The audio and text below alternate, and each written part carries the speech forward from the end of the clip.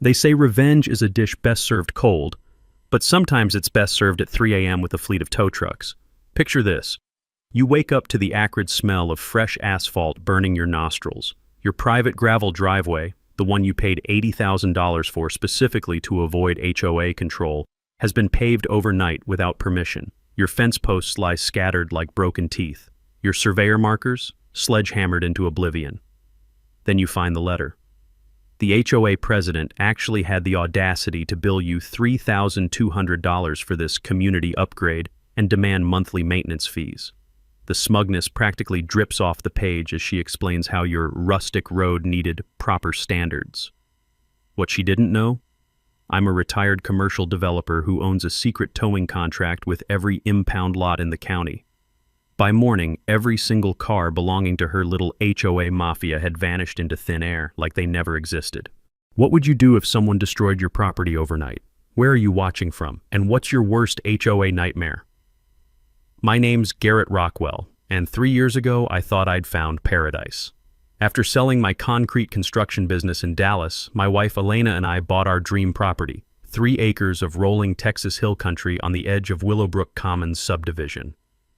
The house sat 400 yards back from the main road, connected by a beautiful gravel driveway that crunched satisfyingly under tires like breakfast cereal and kept speeds naturally low. Here's the key detail that saved my sanity and my wallet. I specifically purchased the access road separately. Not part of the subdivision, not subject to HOA rules, completely private.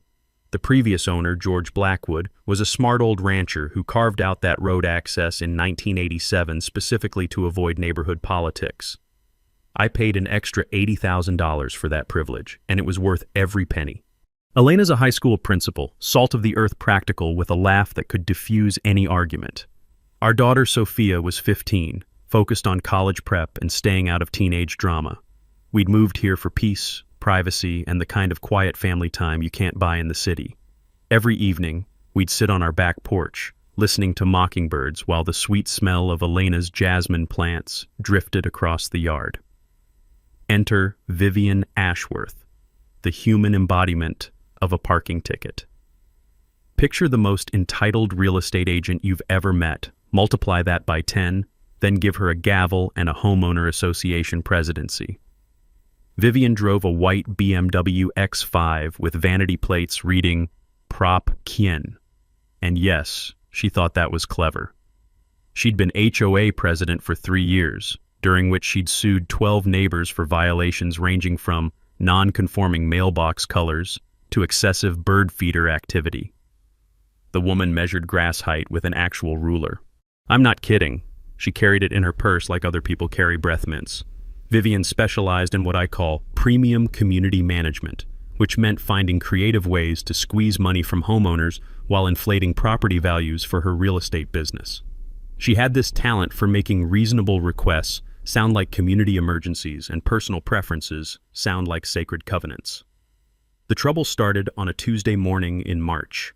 I was enjoying my coffee when the rumble of heavy machinery shattered our peaceful morning routine. Outside my kitchen window, a crew was spreading fresh asphalt over my carefully maintained gravel road. The acrid smell of hot tar mixed with diesel fumes burned my nostrils as I realized what was happening.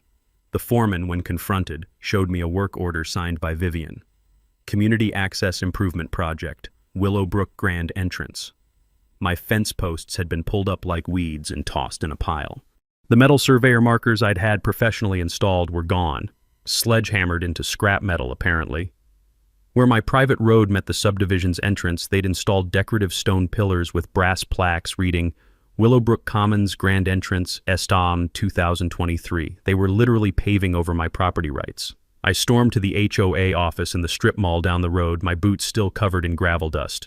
Vivian sat behind her desk like a queen holding court, surrounded by real estate awards and community service plaques. Her smile was sharp enough to cut glass, and her perfume hung in the air like expensive gilt. "We're bringing your rustic access up to community standards," she said, drawing out rustic like it was a communicable disease.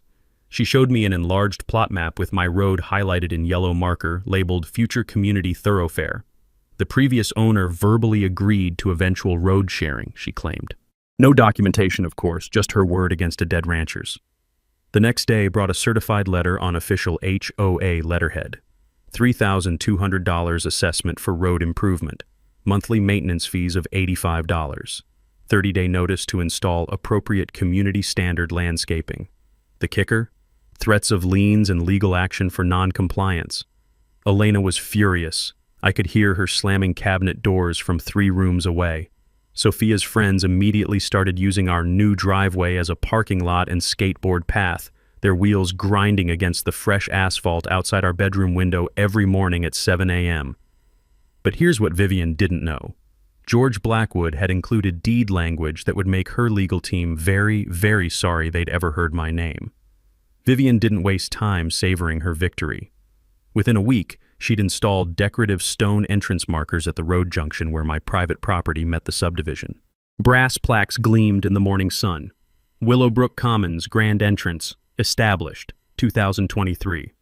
The audacity was breathtaking. She'd literally branded my driveway as community property. But that wasn't enough. Oh no. Vivian was just getting warmed up. Next came the security company. I'm talking about a uniformed guard in a golf cart, patrolling what Vivian now called the community thoroughfare. Tuesday morning, I'm heading to town for supplies when this rent-a-cop flags me down at the end of my own driveway. "Excuse me, sir," he says, clipboard ready like he's processing a criminal.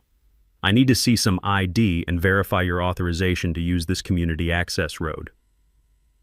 The metallic taste of pure rage filled my mouth. "This is my property," I said, keeping my voice level. "That's my house right there." He shrugs. "Ma'am says all vehicles need verification. Community safety protocols." I wanted to laugh at the absurdity, getting carted to drive to my own house, but this was serious business. Back in my construction days, I'd seen developers try this exact trick. Create a fait accompli, then use security theater to intimidate property owners into submission.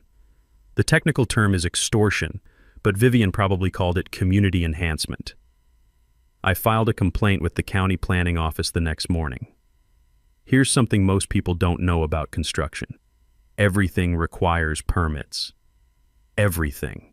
You can't pour a sidewalk, move a drainage ditch, or install road signage without paperwork.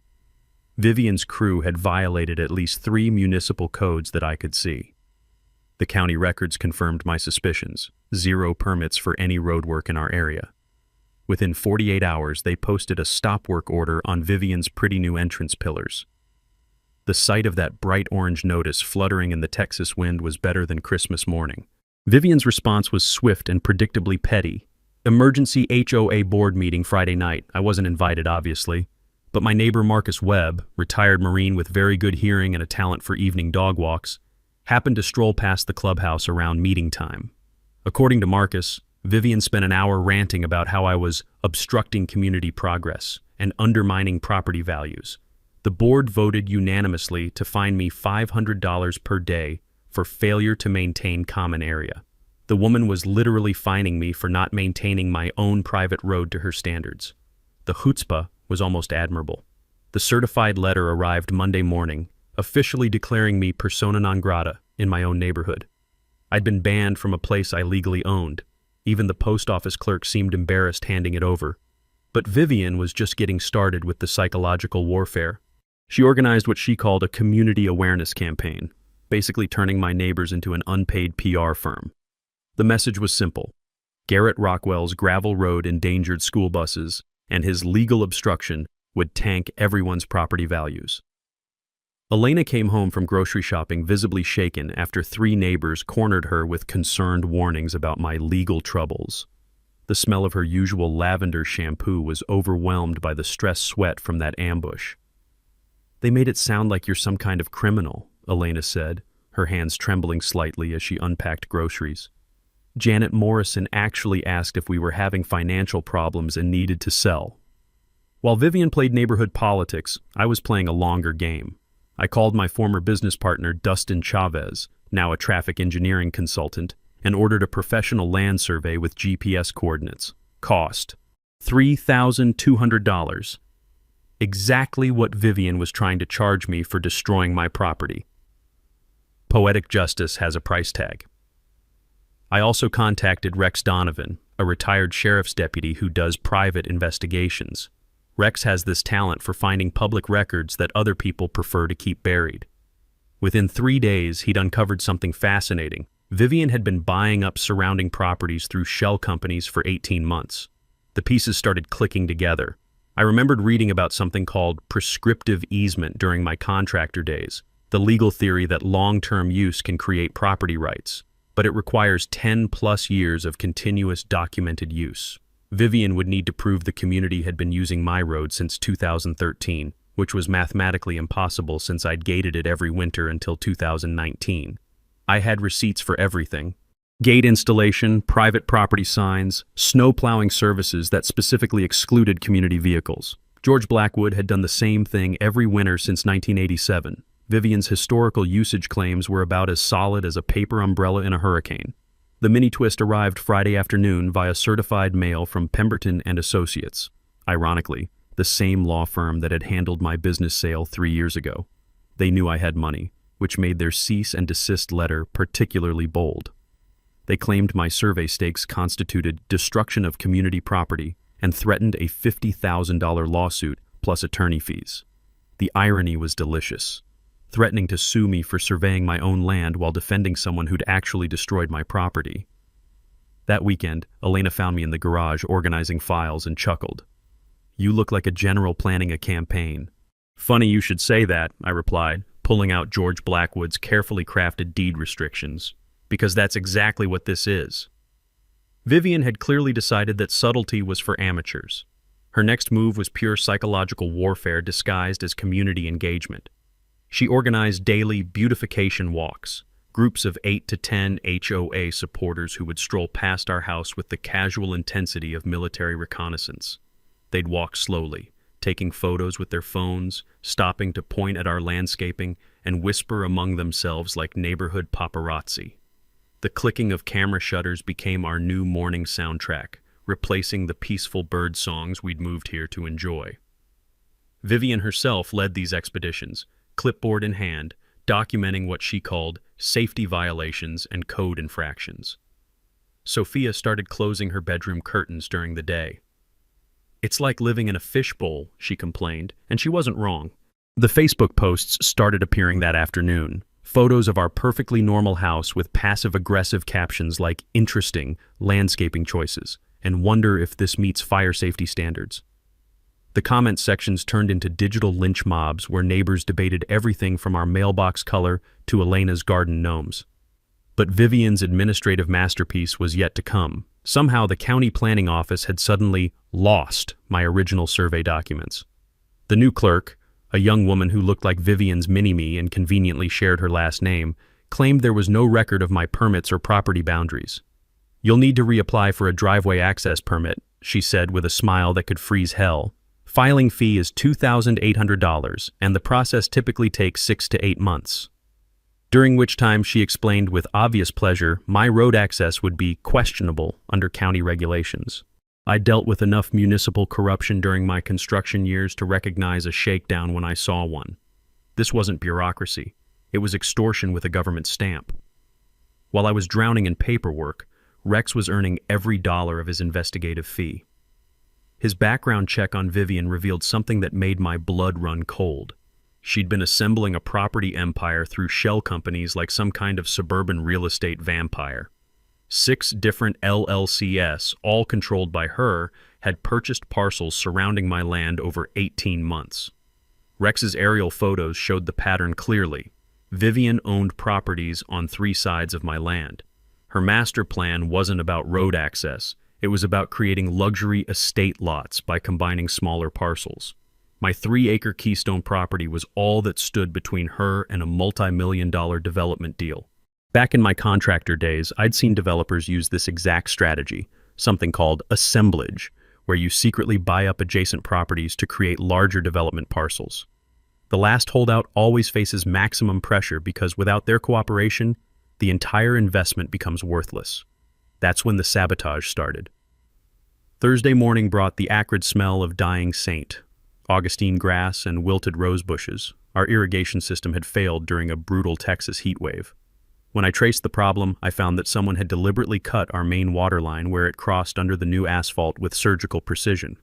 Before I could even call a plumber, my phone rang. "Mr. Rockwell," came Vivian's voice, dripping with mock concern. "I understand you're planning to destroy community infrastructure. That will require board approval and a $5,000 damage deposit." The woman had sabotaged my property, then tried to extort me for fixing her damage. It was like being mugged by someone who then offers to sell you a bandage at premium prices. Pemberton and Associates escalated that same week, filing a preliminary injunction to prevent me from interfering with community road maintenance. They wanted a judge to order immediate removal of my survey stakes and private property signs, claiming they constituted harassment of HOA members. I recognize this legal strategy from construction disputes. Tie up property owners in expensive court battles while continuing the behavior you're being sued for.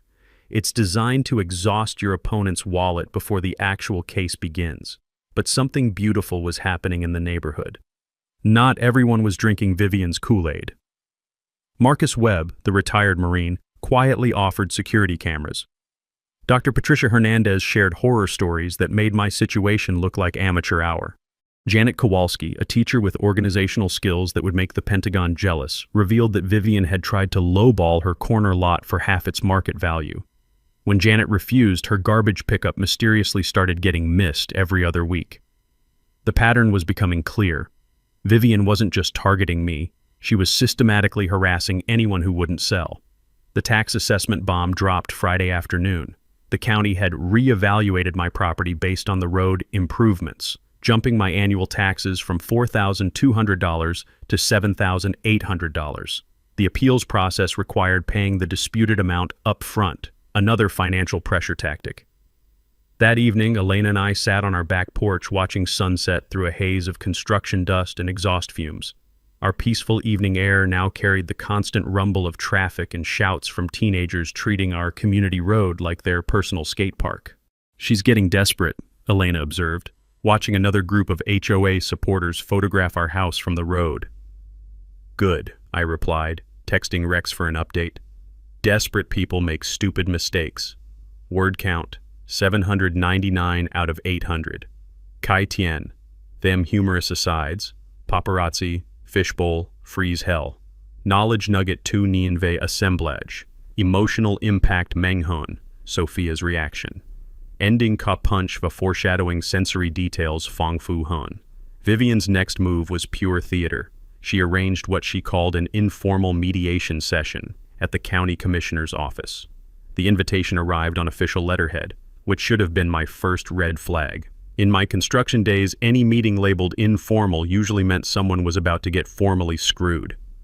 I walked into that conference room expecting a reasonable discussion and instead found myself facing what looked like a corporate takeover meeting.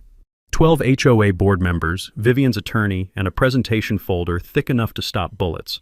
The commissioners sat there looking like hostages at their own meeting, while Vivian launched into a PowerPoint presentation about community impact assessment. Her proposal was insulting in its mathematical audacity. I should sell my road easement to the HOA for $15,000. $15,000 for property worth at least $80,000. The woman was essentially asking me to pay her for the privilege of being legally mugged. "This is a generous offer considering the legal complications your obstruction has created," Vivian said, sliding the folder across the table like she was doing me the favor of a lifetime. The smell of her expensive perfume couldn't mask the stench of desperation filling that room. I stood up, straightened my jacket, and delivered what I hoped was a dignified response. "I'll consider your offer right after you consider my counter-proposal of $0 and a public apology." Then I walked out, leaving them to explain to the commissioners why they'd wasted everyone's time with legal theater. The real war began the next week with a front-page newspaper article. "Property dispute divides Willowbrook community." Vivian had clearly spent hours coaching the reporter, painting herself as a reasonable community leader dealing with one selfish neighbor blocking progress. I got exactly one paragraph to defend myself, buried on page 2 between a church bake sale announcement and a lost dog notice. The aerial photograph they printed was a masterpiece of propaganda. My house looking like a stubborn holdout island surrounded by modern progress. The online comment section became a digital gladiator arena where neighbors I'd never met debated my character, my finances, and Elena's choice of garden decorations. While Vivian played media mogul, I was methodically building my counter-offensive. Those trail cameras Marcus had installed were better than Christmas morning every day. Over 3 weeks, I captured footage of Vivian's crew removing my survey markers at 2 a.m., dumping construction debris on my land, and, my personal favorite, their security guard harassing Sophia and her friends while they tried to check our mailbox. But Vivian's psychological warfare was expanding beyond property lines.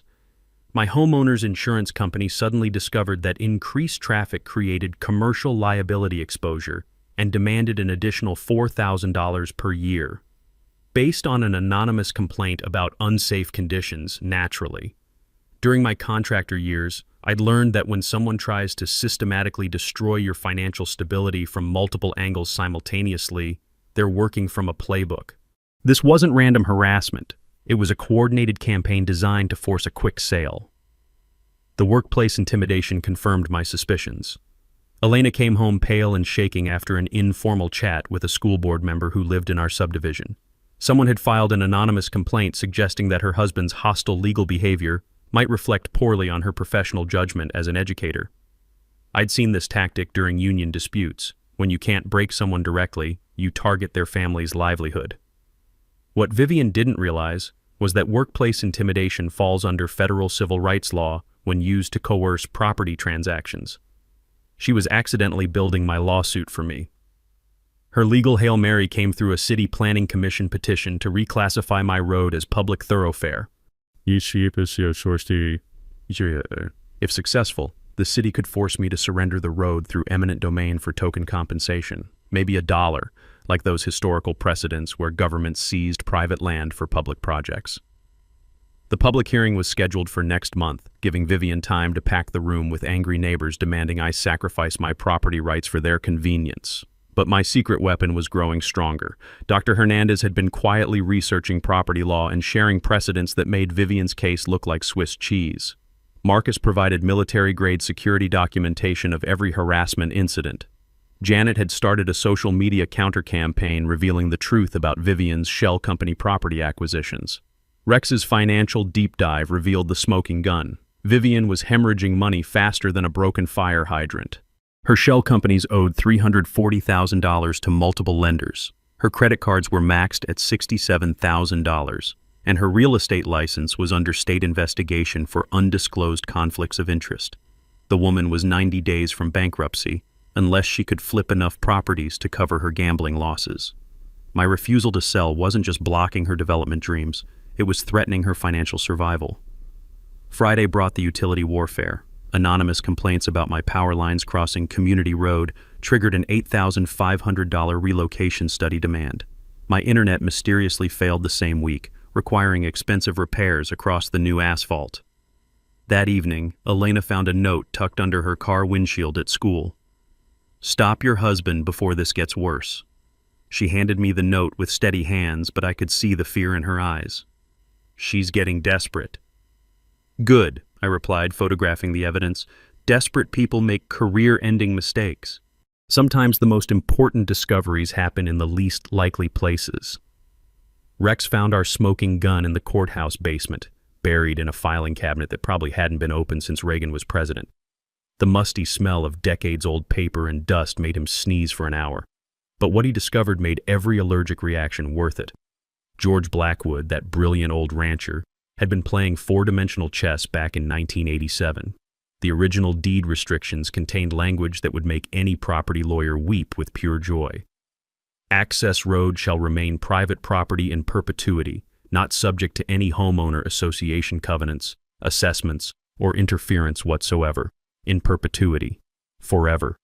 Until the stars burn out and Texas freezes over. The document was notarized, filed in triplicate, and cross-referenced with the county surveyor's office. George had specifically included language preventing any future HOA claims, using what he colorfully described as protection against neighborhood busybody interference with a man's God-given right to drive on his own damn land. I was ready to build a shrine to that cantankerous old cowboy. But Rex's corporate investigation revealed something even more devastating. Those shell companies weren't just buying properties. They were borrowing massive money using projected HOA income as collateral. Community Development Partners had borrowed $2.4 million from 3 banks, promising repayment through increased HOA fees from expanded membership. The entire scheme required rezoning our area as luxury estate community to justify the loan payments. Without my property completing the development puzzle, Vivian's financial empire would collapse faster than a house of cards in a Texas tornado. I sat in my kitchen reading Rex's timeline, the bitter taste of realization filling my mouth. Vivian had borrowed against future HOA assessments, expecting to force me into membership within 6 months. The quarterly loan payments were due in 8 weeks. Without successful rezoning, she'd default on $2.4 million in development loans plus her personal investments. The woman wasn't just harassing me for sport, she was fighting for her financial life. The political corruption ran deeper than small-town incompetence. County Commissioner Bradley Morse wasn't just rubber-stamping Vivian's permits. He was her brother-in-law. His construction company had pocketed $47,000 in no-bid HOA contracts for emergency improvements that coincidentally required permits only he could approve. Rex documented 17 permit approvals that violated standard procedures, all benefiting Vivian's projects or Morse's business. During my contractor days, I'd seen municipal corruption, but this was textbook racketeering, the kind federal prosecutors dream about at night. The insurance fraud pattern was almost artistic in its audacity. Vivian had systematically filed claims against 3 previous holdout neighbors, collecting $89,000 in settlements for property damage from hostile neighbors and psychological trauma from harassment. The insurance companies paid small claims rather than fight, not realizing they were funding a professional intimidation campaign. She'd been getting paid to terrorize her neighbors like some kind of suburban mob boss. Environmental violations added federal criminal exposure. EPA records showed the road construction had diverted protected wetland drainage without required assessments. Federal environmental law carries $37,500 daily penalties until remediation, and violations can trigger criminal charges against permit signers. Commissioner Morse's signature decorated every fraudulent environmental waiver. Back in my construction days, I'd heard prosecutors use the term RICO enterprise, basically an organized criminal operation using intimidation and fraud for financial gain. The Federal Racketeer-Influenced and Corrupt Organizations Act was designed to prosecute exactly Vivian's type of systematic property acquisition scheme, with penalties including triple damages and 20-year prison sentences. Elena found me in the kitchen that evening, surrounded by Rex's evidence files, grinning like a man who'd just discovered oil in his backyard. "You look different," she said, pouring herself coffee and settling beside me. "I feel different," I replied, organizing the documents that would destroy Vivian's empire. For the first time since this started, I'm not playing defense. The power dynamic had completely shifted. Vivian needed my cooperation to avoid financial ruin and federal prosecution. She just didn't know it yet. Knowledge is power, but organized knowledge is a weapon of mass destruction. That weekend, I converted our garage workshop into what Elena lovingly called the war room. Maps covered every wall, legal documents hung on clotheslines like evidence in a crime drama, and timelines stretched across folding tables like battle plans for D-Day. Marcus brought his military planning expertise and enough surveillance equipment to make the Pentagon jealous. Dr. Hernandez contributed legal research skills that would shame most law professors, plus medical documentation of stress-related symptoms from Vivian's harassment campaign. Janet arrived with her teacher's organizational superpowers and enough color-coded folders to stock an office supply store. "This looks like either a really boring movie set or the most interesting garage sale in Texas history," Elena observed, surveying our command center while sipping her morning coffee. My first call went to Catherine Silverman, Dallas's most feared property rights attorney. Catherine had a 94% win rate and a reputation for making opposing counsel weep openly during depositions. Her strategy was beautiful in its simplicity: simultaneous quiet title action and federal environmental complaint, filed the same day as HOA's public hearing. "We'll shift the burden of proof to them while exposing the entire financial fraud," Catherine explained during our strategy session. "By the time they realize what hit them, they'll be defending criminal charges instead of attacking your property rights." The evidence compilation took 3 days. Rex had assembled 847 photographs, 23 hours of video footage, and 156 documents proving systematic harassment and illegal property seizure. The timeline showed escalating criminal behavior that would make federal prosecutors salivate like sharks smelling blood. Here's something most people don't understand about SLAPP suits: strategic lawsuits against public participation. These are legal actions designed to intimidate rather than win, using expensive litigation to silence opposition. Texas has strong anti-SLAPP statutes with mandatory attorney fee awards for victims. Vivian's harassment campaign met every textbook definition, which meant she'd be paying my legal bills when this was over. Catherine's financial warfare strategy was particularly elegant. We filed an insurance claim against the HOA's liability policy for property damage, which triggered an investigation into their coverage.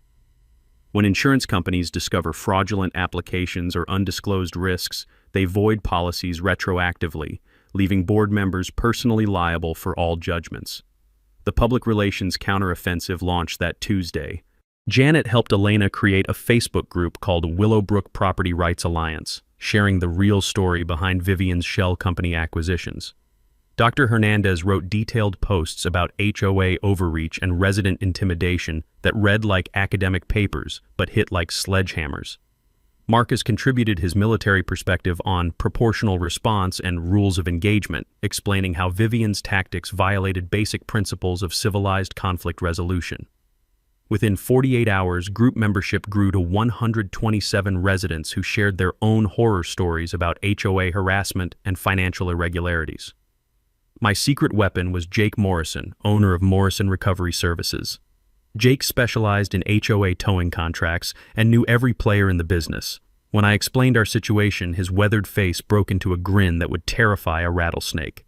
"That woman owes my company $12,000 for unpaid towing services," Jake revealed, pulling out a thick file of invoices. "Been trying to collect for 8 months. You know what that means?" I did indeed. Mechanics' liens take priority over most other debts and can force asset sales to satisfy contractor claims.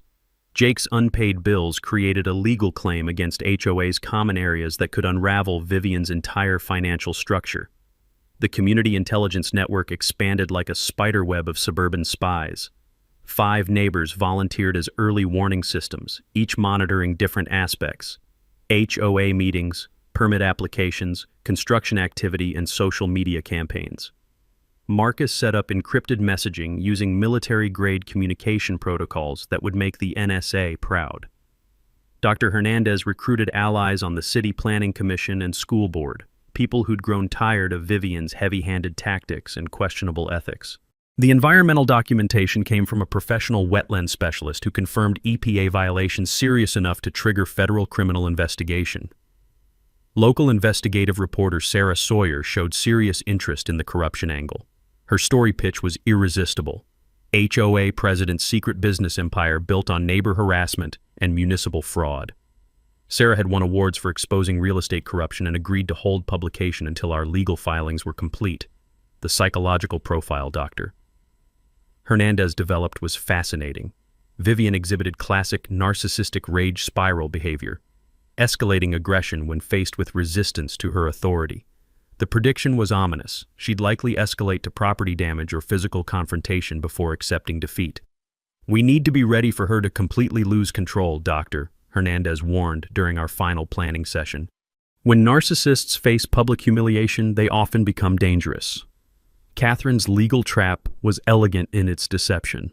We filed preliminary paperwork but didn't serve the HOA, creating false impression that I was backing down. This would encourage Vivian to become more aggressive, hopefully committing crimes we could document before springing our coordinated legal, media, and enforcement response. That Thursday evening, I stood in our war room surrounded by evidence of Vivian's criminal enterprise, feeling like a general on the eve of battle. Elena squeezed my shoulder, her touch grounding me in what really mattered. "Ready?" she asked simply. "More than ready," I replied, looking at our battle plan. "It's time to end this." Vivian's desperation reached new artistic heights that Tuesday night. Around midnight, I was jolted awake by the rumble of unmarked trucks rolling past our bedroom window. The acrid smell of fresh asphalt and diesel exhaust drifted through our air conditioning as a crew worked under portable floodlights, installing speed bumps and no parking, residents-only signs along what she now brazenly called community infrastructure. Marcus's security cameras captured everything in high-definition glory: License plates, faces, and Vivian herself directing traffic like some kind of suburban construction foreman. Her plan was transparent: create more permanent modifications, then claim my resistance proved I wasn't a real community member worthy of road access. The footage was comedy gold. Vivian, dressed in a pink tracksuit and designer sneakers, barking orders at construction workers at 2 a.m. while neighbors' porch lights flickered on across the subdivision. She looked like a real housewife having a very expensive nervous breakdown. But her next move crossed a line I hadn't expected, even from her. Thursday afternoon, Elena was loading groceries when Vivian approached in the school parking lot with the predatory smile of a used car salesman closing a deal. "Elena, honey," Vivian purred, her voice dripping with false concern. "I know this whole situation has been stressful for your family. I'd like to offer $25,000 cash, just for your inconvenience, if Garrett drops this ridiculous lawsuit."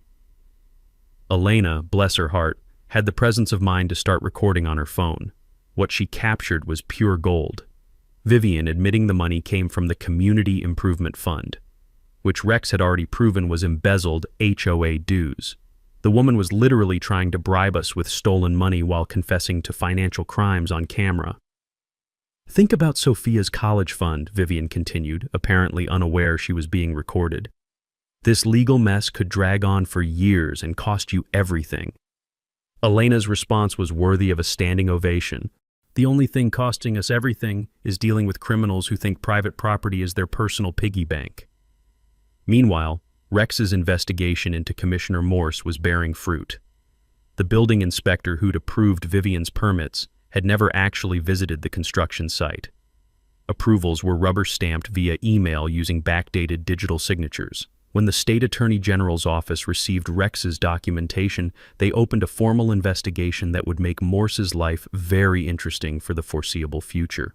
The harassment campaign escalated to psychological warfare that would make Cold War operatives proud. Anonymous flyers appeared on windshields throughout the subdivision, claiming I operated an illegal business from home. False complaints flooded the fire marshal's office about hazardous materials storage. Apparently, my garage workshop tools qualified as industrial equipment in Vivian's twisted imagination.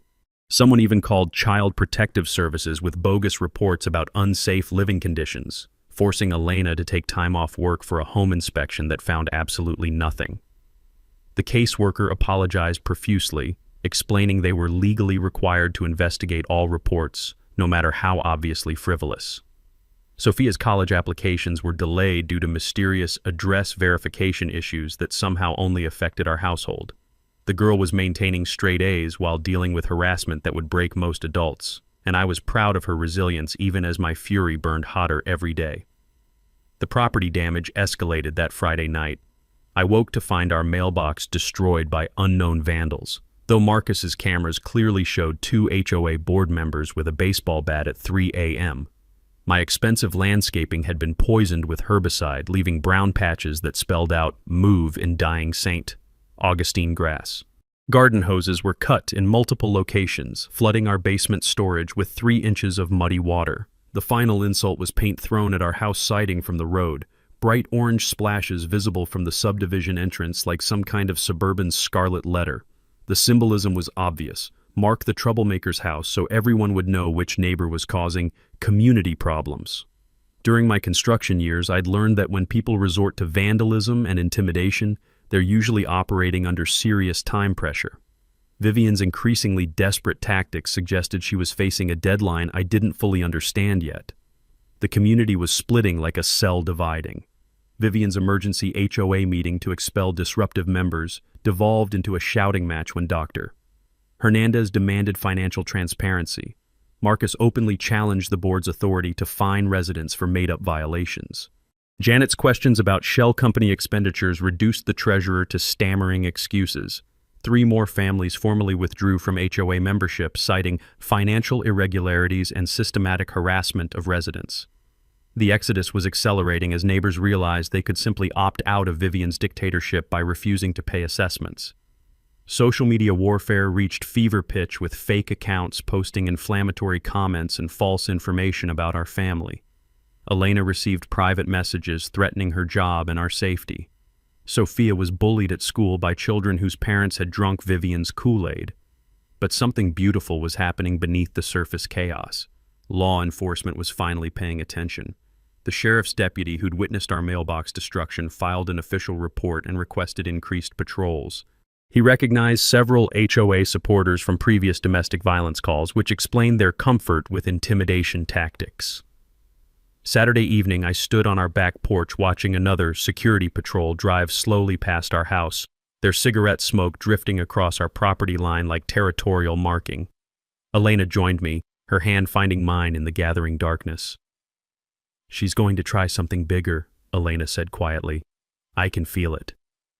"Good," I replied, thinking about Catherine's legal trap and Jake's towing trucks waiting in the shadows. Let her dig the hole deeper. Vivian's final gambit came disguised as community volunteerism. She organized what she called Community Action Day, a grassroots beautification project that would bring neighbors together to restore proper property standards. The Facebook event page looked wholesome enough, families working together to improve shared spaces, complete with promises of barbecue and lemonade. What the event description didn't mention was the real agenda: 20-plus neighbors armed with bolt cutters, sledgehammers, and enough righteous indignation to level a small building. Their target was every survey marker, security camera, and private property sign on my land. Saturday morning arrived with the ominous rumble of pickup trucks and SUVs converging on our road like some kind of suburban militia. The smell of gasoline from chainsaws and the metallic clank of tools being unloaded filled the air as Vivian's volunteers prepared for what she euphemistically called emergency community maintenance. I'd been expecting this escalation for weeks. Marcus had positioned himself strategically with video equipment, while Rex coordinated with the sheriff's department. Elena and Sophia were safely visiting Elena's sister in Austin. No point having them witness what was about to unfold. Vivian emerged from her BMW like a general inspecting troops, clipboard in hand and bolt cutters gleaming in the morning sun. She'd even brought matching t-shirts reading Willowbrook Pride for her demolition crew. The woman had turned property destruction into a team-building exercise. "Morning, neighbors," she called out cheerfully, her voice carrying across the property line with practiced real estate enthusiasm. "Ready to bring this corner of our community up to proper standards?" The crowd cheered like they were at a tailgate party instead of planning felony trespassing and vandalism. Watching grown adults prepare to destroy private property while wearing matching outfits was surreal enough to make Salvador Dali jealous. That's when I walked out with my video camera and the sheriff's deputy Marcus had quietly summoned. Deputy Rodriguez was a no-nonsense veteran who'd been documenting Vivian's escalating behavior for 3 weeks. His presence transformed the cheerful demolition party into an awkward standoff. "Folks need to step back from the property line," Rodriguez announced, his hand resting casually on his radio. "This is private land, and you're currently trespassing." Vivian's response was pure theater. She clutched her bolt cutters like a weapon and screamed about harassment of tax-paying citizens, while her volunteers shuffled nervously behind her. The woman actually accused the deputy of being in my pocket, apparently forgetting that questioning law enforcement integrity in Texas is generally considered poor life strategy. "This man is destroying our community," she shrieked, pointing at me with the bolt cutters like some deranged conductor. "We have every right to protect our property values." Deputy Rodriguez's patience had limits. When Vivian stepped onto my land with cutting tools while screaming threats, he'd seen enough.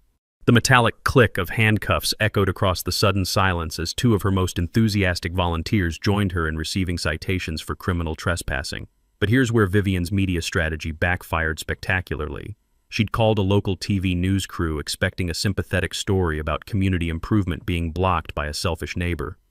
Instead, they filmed her getting arrested while holding bolt cutters and ranting about property rights. Reporter Sarah Sawyer, who'd been quietly investigating our story for weeks, interviewed both sides but focused her questions on environmental violations and municipal corruption. Vivian's on-camera meltdown included admissions about forcing property sales and bringing non-conforming neighbors into compliance that would make federal prosecutors very happy. The footage of her supporters vandalizing private property while wearing matching t-shirts was comedy gold.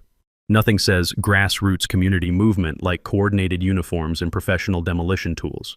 Vivian spent 72 hours in county jail because her bond was set at $50,000 and her accounts were frozen pending fraud investigation. Her mugshot appeared on the evening news alongside Sarah Sawyer's report about systematic HOA corruption and environmental crime. The woman who'd spent 3 years terrorizing neighbors was finally getting the public attention she'd always craved. The financial empire collapse accelerated like dominoes falling in an earthquake. Banks froze Vivian's shell company accounts pending fraud investigations. 3 families received foreclosure notices on properties managed by her development partnerships. The HOA's insurance company canceled their policy due to criminal activity exclusions, leaving board members personally liable for all judgments. Meanwhile, Janet's investigation had uncovered the smoking gun. Vivian had embezzled $127,000 from community improvement funds to make loan payments on her failing property investments. The annual HOA audit had been conducted by her brother-in-law's accounting firm, which explained how the theft went undetected for 2 years. 15 families demanded an emergency board meeting to elect new leadership. Dr. Hernandez was nominated for president by acclamation, while Marcus and Janet agreed to serve as financial oversight committee. The new board's first act was offering formal apologies to harassment victims and implementing transparency measures for all financial decisions. The federal investigation kicked into high gear when the FBI's Financial Crimes Unit opened a case based on EPA referrals. Grand jury subpoenas were issued for 3 years of HOA financial records, shell company bank statements, and all communications between Vivian and Commissioner Morse. That evening, I stood in our restored, peaceful backyard, watching the sunset paint the sky orange and purple. The constant rumble of traffic had been replaced by evening bird songs and the distant laughter of children playing in properly supervised areas. Elena squeezed my hand, her wedding ring catching the last light of day. "It's really over, isn't it?" she asked softly. "Almost," I replied, thinking about Jake Morrison's towing trucks positioned strategically around the subdivision. One more surprise for anyone still supporting her criminal enterprise. The federal courthouse in downtown Dallas was packed like a championship football game.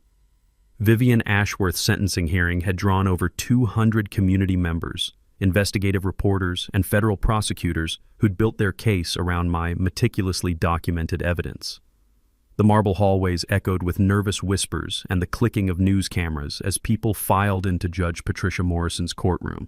I sat in the front row with Elena and Sophia, surrounded by our allies who'd become genuine friends through this ordeal. Marcus wore his dress uniform, doctor. Hernandez clutched a folder of medical testimony, and Janet had organized a support group of 12 other families who'd suffered under Vivian's reign of terror. The air smelled like nervous sweat and expensive lawyer cologne. Judge Morrison entered with the gravity of someone about to pronounce sentence on organized crime. The federal prosecutors had presented 847 pieces of evidence over 3 days, including every photograph, video clip, and document Rex and I had compiled during months of harassment. Vivian's court-appointed attorney looked like he'd rather be anywhere else on earth. The victim impact statements began with Elena describing workplace intimidation and threats against our family. Her voice remained steady as she explained how Vivian had weaponized her career and terrorized our teenage daughter. The emotional weight in that courtroom was thick enough to cut with a knife. Dr. Hernandez testified about stress-related medical treatment required by multiple residents who'd been systematically harassed and intimidated. Marcus presented his military perspective on proportional response, explaining how Vivian's tactics violated basic principles of civilized conflict resolution. 12 other families shared similar stories of intimidation, financial extortion, and property rights violations. The pattern was undeniable. Vivian hadn't just targeted me. She'd been running a criminal enterprise designed to terrorize homeowners into selling their property at below-market prices. When Vivian's turn came to speak, her court-appointed attorney attempted a plea for leniency, citing financial desperation and community pressure. But Vivian couldn't help herself. She interrupted with a rambling speech about property values and community standards that made her sound like a broken real estate advertisement. "Your Honor, I was protecting innocent families from hostile neighbors who refused to follow reasonable community guidelines," she declared, her voice rising with each word. "These people wanted to drag down everyone's investments with their selfish behavior." Judge Morrison allowed 15 minutes of increasingly incoherent accusations before cutting her off. Watching Vivian rant about property values while facing federal prison time was like watching someone complain about parking tickets during a murder trial. The evidence presentation was devastating. Catherine Silverman's timeline showed systematic criminal behavior escalating from harassment to property destruction to environmental crimes. Security footage played on courtroom monitors showing vandalism, intimidation, and midnight construction violations. Financial records revealed $340,000 in embezzled funds from multiple sources. The environmental expert testified about permanent ecological damage from illegal wetland construction. Federal law treats environmental crimes seriously, especially when combined with municipal corruption and racketeering charges. The prosecution had built an airtight case that would serve as a textbook example for future prosecutors. Judge Morrison's explanation of criminal forfeiture was music to my ears. Vivian would surrender all property purchased with crime proceeds, including her house, investment properties, and the BMW that had already been repossessed. The forfeited assets would compensate victims and fund environmental restoration. When the judge announced an 8-year federal sentence, the courtroom erupted in applause that echoed off marble walls like thunder. Vivian's face went white as the reality of federal prison hit her. Commissioner Morse had already received 5 years in a separate trial, and 3 city officials were pleading guilty for reduced sentences. The media coverage was immediate and extensive. Sarah Sawyer's live broadcast reached 2.3 million viewers across Texas as she explained how one homeowner's documentation had exposed municipal corruption and environmental crime. National networks picked up the story as an example of HOA abuse and citizen advocacy success. The environmental victory exceeded my wildest expectations.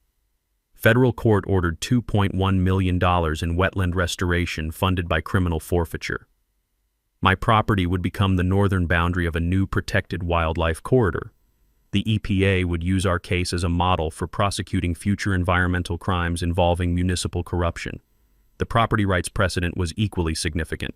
Rockwell versus Willowbrook Commons HOA would be cited in law schools and courthouses across America. The Texas legislature was already introducing the Property Owner Protection Act based on our case details. Judge Morrison's final remarks addressed the packed courtroom with the weight of constitutional authority. This case represents everything wrong, with unchecked authority and systematic neighbor harassment. Mr. Rockwell's patience and documentation saved this community from years more abuse. Let this sentence serve as warning. Property rights are not negotiable in America. The financial reckoning was swift and complete. Civil lawsuit settlements awarded me $480,000 in damages and attorney fees. RICO treble damages were applied to all documented harassment and property damage. The HOA's insurance company paid additional environmental restoration costs. As federal marshals led Vivian away in handcuffs, she was still claiming she'd been protecting property values. Her last words to the media were predictably self-serving. "This is all his fault," while pointing at me like a petulant child caught stealing cookies. Outside the courthouse, Elena and I stood in afternoon sunshine surrounded by friends and neighbors who'd stood with us against organized crime disguised as community management. The sweet taste of justice was better than any victory I'd experienced during my construction career. "Ready to go home?" Elena asked, squeezing my hand. "More than ready," I replied, thinking about the peaceful gravel road waiting for us. Let's go celebrate freedom. Justice tastes sweetest when shared with people who deserve it most. That's why I donated $200,000 of the settlement money to establish the Willowbrook Veterans Scholarship, a fund providing college assistance for military families in our community. Elena was appointed to the scholarship board alongside Dr. Hernandez and Marcus, turning our alliance of necessity into a partnership for positive change. The first scholarship recipient was the son of a neighbor who'd supported us throughout the ordeal. Watching that young man receive his check while his veteran father wiped away tears in our community center reminded me why this fight had been worth every sleepless night and legal fee. The sweet smell of Elena's homemade cookies filled the room as families celebrated together. The environmental restoration exceeded everyone's wildest expectations. Within 6 months, workers had completed the wetland rehabilitation ahead of schedule and under budget. Protected Miller's Creek now supports returning wildlife, including rare painted buntings that hadn't been seen in our area for decades. Their morning songs drift across our property like nature's own victory celebration, replacing the diesel rumble of Vivian's construction crews. My gravel road became part of the restoration plan. designated as a low-impact nature trail connecting the subdivision to the new wildlife preserve. Families now walk their children along the same path Vivian had tried to steal, learning about environmental protection and property rights from educational signs funded by her criminal forfeiture money. The irony is delicious. Sophia received a full scholarship to the University of Texas engineering program after her essay about standing up to bullies and protecting what's right won a statewide writing contest. She wants to specialize in environmental engineering, inspired by watching our wetland restoration process. Elena's promotion to assistant superintendent came with district-wide recognition for her leadership during our crisis. The family vacation to Alaska we'd postponed during the legal battle was finally funded by documentary appearance fees. Watching grizzly bears fish for salmon while Sophia planned her college courses felt like the perfect reward for surviving suburban warfare. Elena's laughter echoing across pristine wilderness was the sweetest sound I'd heard in years. Property values told the real story of our victory. Our house increased 45% in value following the corruption exposure and environmental restoration. Neighboring properties gained value due to proximity to the protected wildlife corridor. The area rebranded itself as Willowbrook Conservation Community, a name that actually meant something beyond real estate marketing.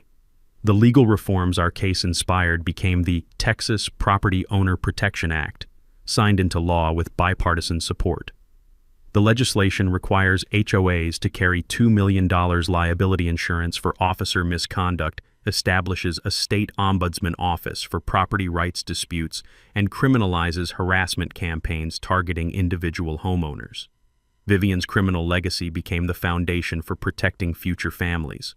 Jake Morrison's towing business grew 300% after publicity from our case, specializing in HOA accountability services that make corrupt boards very nervous. Sarah Sawyer's Emmy-winning documentary Neighborhood Nightmare was viewed by 15 million households, inspiring property rights legislation in 12 states.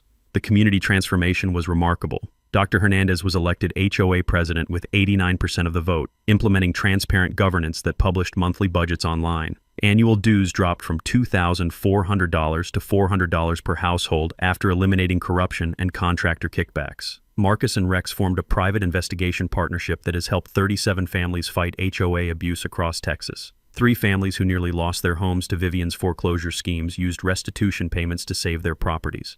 The community center built in Vivian's former house now hosts conflict resolution training, a beautiful example of turning criminal real estate into community good. Our 3rd annual Freedom Road Festival last month drew over 500 attendees from across the state who wanted to celebrate the power of standing up to bullies. The smell of barbecue smoke and sound of children's laughter filled the air as families enjoyed bounce houses set up exactly where Vivian's security guard used to harass visitors.